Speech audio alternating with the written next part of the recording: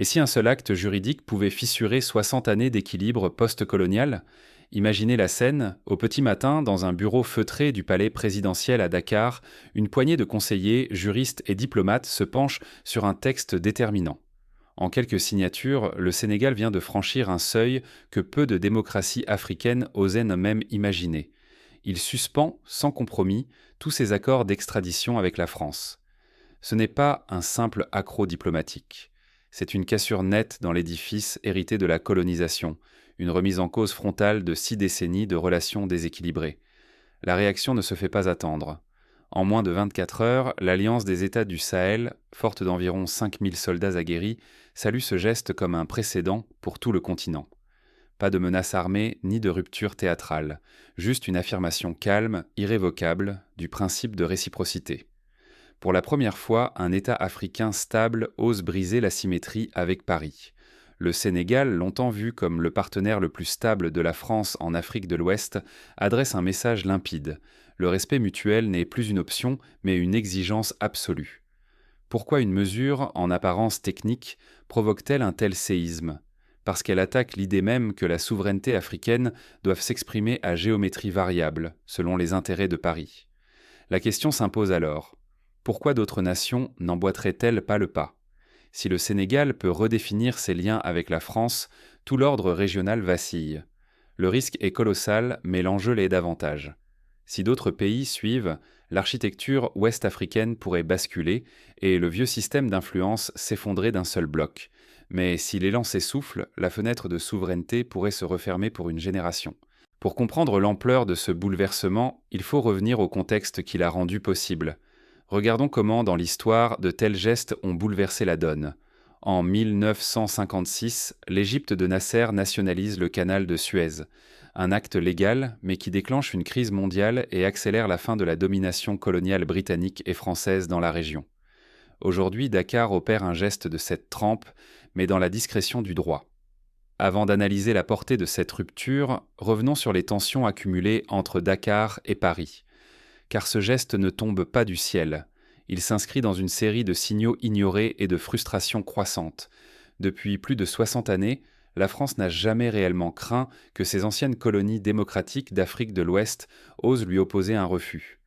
Cette interrogation devient brûlante aujourd'hui, alors que le Sénégal, pilier historique et allié le plus stable de Paris sur le continent, vient de franchir une étape inédite. D'un geste calme, mais décisif, il a suspendu tous ses accords d'extradition avec la France. Ce n'est pas un coup d'État, ce n'est pas non plus une rupture dans la colère ou la confusion, comme ailleurs. Il s'agit d'une décision légale, mûrement réfléchie, prise par l'un des très rares États africains à n'avoir jamais interrompu sa trajectoire démocratique depuis l'indépendance. Pour illustrer cette stabilité, rappelons que depuis 1960, le Sénégal a connu 3 alternances présidentielles pacifiques et plus d'une dizaine d'élections multipartites reconnues par la communauté internationale. Plus stupéfiant encore, quelques heures à peine après cette annonce, l'Alliance des États du Sahel, l'AES, bloc militaire et politique regroupant environ 5000 soldats, a salué ce choix sénégalais. Elle l'érige en exemple pour toute la région, signalant qu'un nouvel équilibre des forces est possible. C'est comme si, en 1960, la Guinée de Sékou Touré, ayant dit non à De Gaulle, avait aussitôt reçu le soutien de tous ses voisins. Cette fois, la solidarité ne s'exprime plus dans l'isolement, mais dans la construction d'un front régional. Pourtant, ce bras de fer ne tombe pas du ciel. Depuis des années, Dakar multipliait les demandes d'extradition à destination de Paris, espérant que des ressortissants sénégalais, poursuivis ou condamnés pour des crimes graves en France, soient jugés sur leur propre sol. La France opposait le silence, la lenteur ou des refus masqués derrière des exigences administratives sans fin. Mais lorsque Paris sollicite Dakar, la coopération doit être immédiate, sans la moindre discussion. Ce déséquilibre rappelle tristement les pratiques de l'ancien empire britannique envers ses colonies d'Asie, où les demandes de retour de fugitifs étaient systématiquement ignorées, sauf lorsque Londres exigeait l'inverse. C'est là que se niche le nœud du problème. Cette relation repose sur une hiérarchie non dite, héritée du passé colonial, et rarement contestée aussi frontalement par une démocratie majeure comme le Sénégal. On présumait que la France ordonne et ses partenaires africains suivent, même lorsque Dakar agit dans le strict respect du droit international. Cette fois, la riposte sénégalaise, ferme mais pacifique, vient bouleverser ce déséquilibre historique. L'enjeu dépasse de loin la question des extraditions. En affichant sa solidarité aussitôt, l'AES prouve que la contestation du deux poids, deux mesures français ne relève plus seulement de régimes autoritaires ou de chefs d'État isolés. Elle s'enracine désormais dans les pratiques démocratiques et inspire la naissance d'un véritable front régional pour la souveraineté, déterminé à s'organiser face à ces inégalités persistantes. Pour donner un exemple, le Burkina Faso a, en 2023, refusé d'honorer une demande d'extradition française concernant un ancien ministre déchu, invoquant le manque de réciprocité de Paris. Mais cette initiative n'avait pas eu l'effet d'entraînement observé aujourd'hui. Fermer les yeux sur cette histoire de domination, c'est consentir à perpétuer le cycle de dépendance et de frustration, où l'égalité reste lettre morte. Mais cette fois, la rupture ne s'exprime ni par la violence ni par les slogans. Elle s'impose dans le droit, dans la réciprocité, et force la France et l'Europe tout entière à affronter une exigence nouvelle. Le respect mutuel devient une condition incontournable, plus jamais une faveur.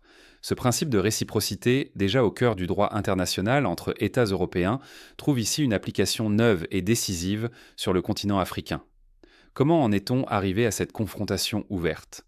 Pour le comprendre, il faut remonter aux racines de la relation franco-sénégalaise, marquée par des décennies de non-dits et de compromis bancals. Dès les années 1960, les accords dits de coopération étaient assortis de clauses qui assuraient à l'ancienne puissance coloniale un droit de regard sur les affaires judiciaires, militaires ou économiques de son ancien territoire. Un système semblable à celui que la France avait tenté de maintenir au Maroc ou en Tunisie, mais qui là-bas avait volé en éclats beaucoup plus tôt. Et si la souveraineté n'était plus un slogan, mais une exigence portée par la justice, la décision du Sénégal ne s'inscrit pas dans l'hostilité, mais dans la dignité. Après tant d'années marquées par des refus, des retards ou des silences face aux demandes sénégalaises d'extradition, Paris exigeait encore une obéissance sans faille. Aujourd'hui, Dakar répond par un acte de réciprocité, et non de rupture. À titre d'exemple, en 2016, une demande sénégalaise visant le retour d'un homme d'affaires soupçonné de détournement de fonds n'avait reçu qu'une réponse dilatoire, au motif de dossier incomplet. Le Sénégal n'est pas une démocratie hésitante ni une exception fragile. Depuis plus de 6 décennies, il incarne le pluralisme, l'alternance politique et la solidité institutionnelle. L'argument de la France, selon lequel elle traiterait avec des régimes incertains, s'effrite devant la maturité sénégalaise.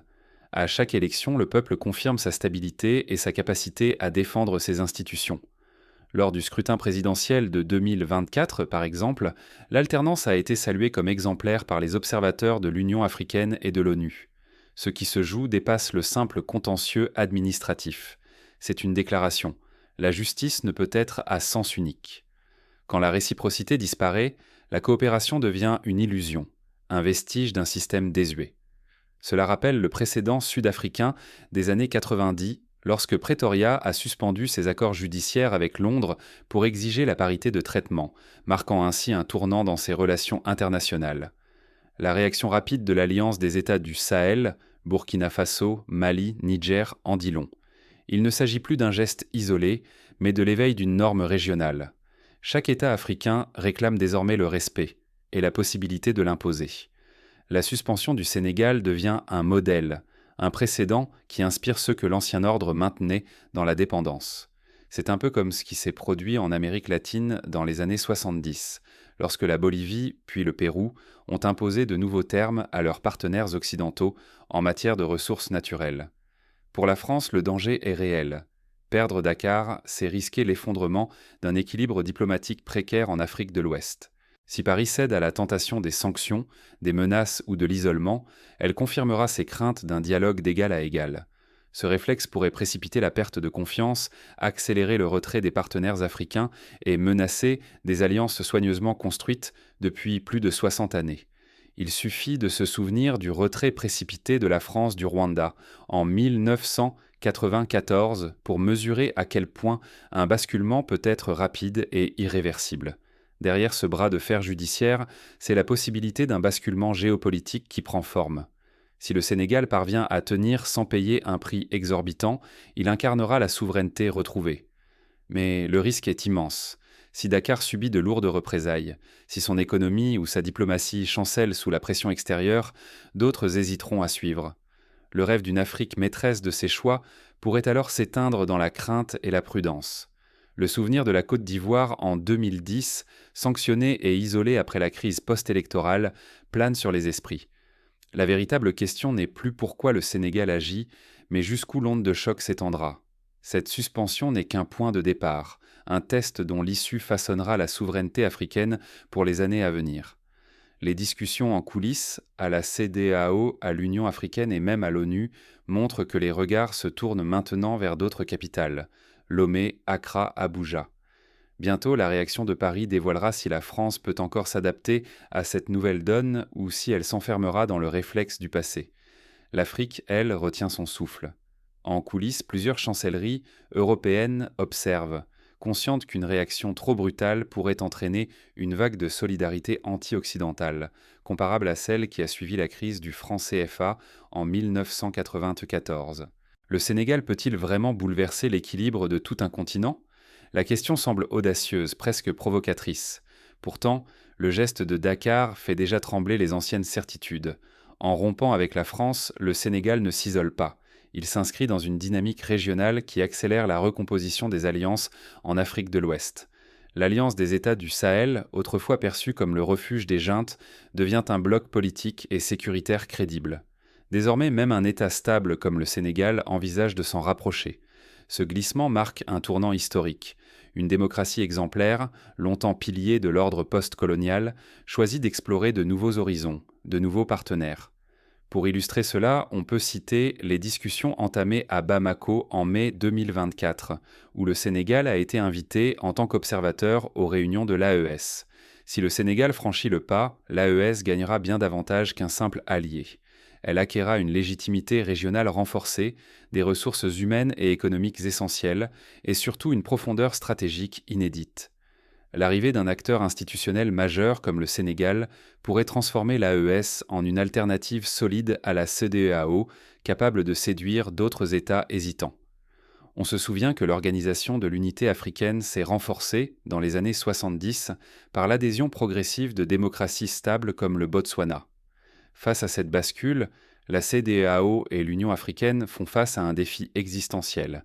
S'adapter à la nouvelle donne ou risquer de devenir marginal, dépassé par des dynamiques qui leur échappent. Déjà fragilisées par les départs successifs, ces organisations doivent prouver qu'elles peuvent encore incarner une souveraineté africaine crédible et respectée. En 1998, la CEDEAO avait su imposer la paix au Libéria. Réussira-t-elle aujourd'hui à préserver sa centralité ? Pour l'Europe et surtout pour la France, l'heure est au choix difficile. Faut-il reconnaître la fin des privilèges hérités de la colonisation, accepter une négociation d'égal à égal, ou s'accrocher à une influence déclinante au risque de l'aliénation durable ? Ce dilemme décidera de leur place future dans le paysage ouest-africain.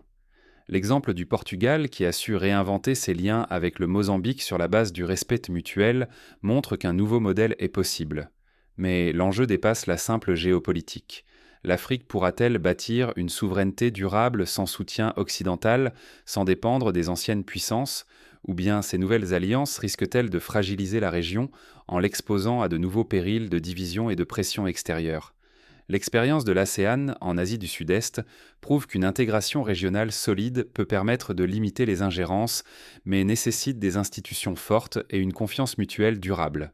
Au fond, la décision du Sénégal devient un test pour toute l'Afrique de l'Ouest.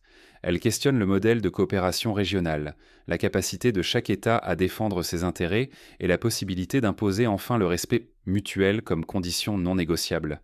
Les débats publics à Dakar, relayés par les réseaux sociaux, montrent une société civile mobilisée, consciente des enjeux et déterminée à ne plus être reléguée au rang de spectatrice.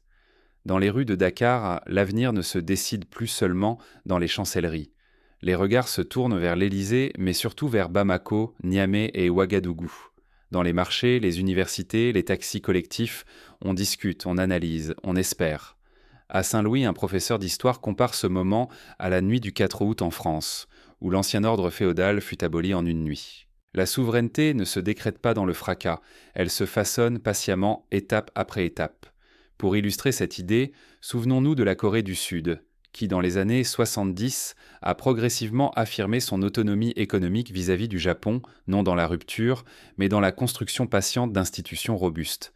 La décision inédite du Sénégal en atteste. Il est possible d'affirmer son autonomie sans provoquer de rupture brutale, ni risquer l'effondrement. Ce précédent inédit offre une boussole aux États de la région. La confrontation n'est plus l'unique chemin vers le respect. Il existe une voie médiane faite de fermeté et de stratégie. Pour l'illustrer, prenons l'exemple du Botswana, qui a su négocier avec l'Afrique du Sud post-apartheid une coopération fondée sur la confiance et le respect de la souveraineté. La première leçon, c'est que la souveraineté commence par la redéfinition des alliances. Accepter des relations dictées par la peur ou le chantage n'est plus acceptable. Désormais, la réciprocité doit s'imposer comme la norme. Chaque accord, chaque coopération doit être repensé pour garantir que les intérêts nationaux priment des deux côtés de la table. Cela suppose de revoir, clause par clause, les conventions existantes et d'y inscrire explicitement les principes d'égalité. Les gouvernants portent la charge d'investir dans la solidité de leurs institutions. Cela implique de fortifier la justice, d'ancrer l'état de droit et de garantir la transparence des décisions.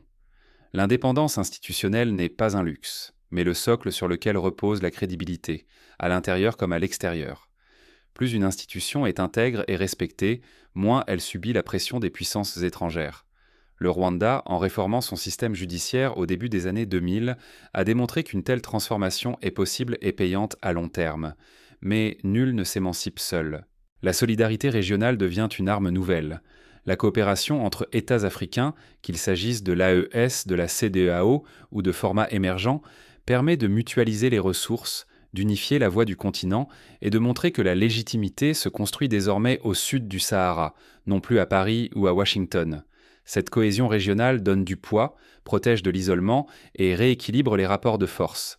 L'Union européenne, dont la force repose sur la solidarité entre ses membres, offre un précédent dont l'Afrique peut s'inspirer. Pour les citoyens, la vigilance reste cruciale. Les avancées institutionnelles n'ont de sens que si elles servent réellement l'intérêt général. Il serait dangereux de céder au repli nationaliste ou de sacrifier la coopération au nom d'une souveraineté de façade. La pression populaire doit pousser les dirigeants à privilégier la transparence, le respect mutuel et la défense des droits fondamentaux. Les printemps arabes de 2011 ont montré qu'une société civile mobilisée peut renverser des ordres établis, pour le meilleur comme pour le pire.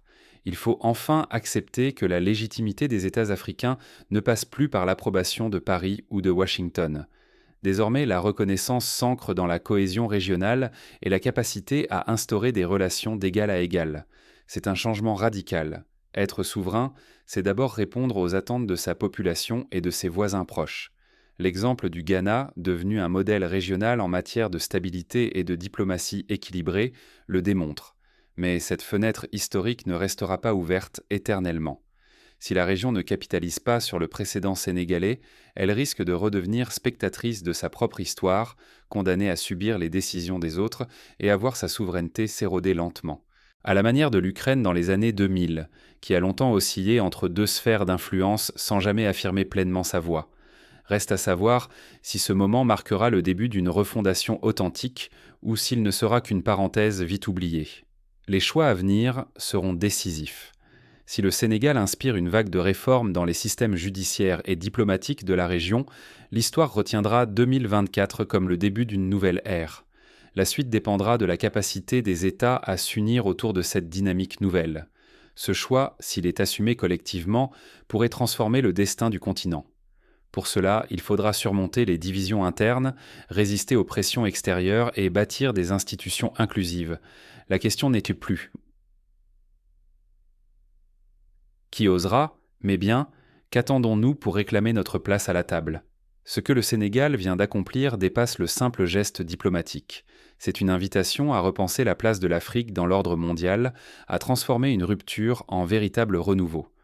Pour la première fois, depuis plus de 60 ans, le centre de gravité du pouvoir ne se situe plus à Paris, mais se déplace pas à pas sur le continent africain. Derrière le silence de la France, une certitude grandit. L'équilibre des forces a changé de camp. La suspension unanime des accords d'extradition, soutenue ouvertement par l'Alliance des États du Sahel, n'est plus un acte isolé. Elle devient le symbole d'une volonté partagée d'exiger la réciprocité et de rejeter la marginalisation. L'Afrique n'attend plus la permission. Elle affirme calmement mais résolument ses droits. Mais ne nous y trompons pas, chaque choix désormais porte ses conséquences. Saisir ce moment, c'est ouvrir la voie à une coopération fondée sur le respect mutuel et une souveraineté véritable. Laisser passer cette chance, c'est risquer de tomber à nouveau dans le cycle de marginalisation, de dépendance et de souveraineté confisquée. La responsabilité est collective, le moment rare.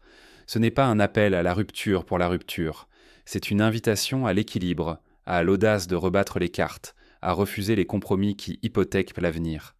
Chaque nation africaine détient désormais le pouvoir et le devoir de se demander jusqu'où sommes-nous prêts à aller pour défendre nos intérêts et tracer notre propre voie. Ce qui se joue aujourd'hui va bien au-delà du Sénégal. C'est la capacité d'un continent à imposer ses propres règles, sans crainte ni justification. Le monde observe, l'Europe hésite, mais l'Afrique avance. Et chaque voix compte. La prochaine page de cette histoire dépendra de notre courage à l'écrire, ensemble.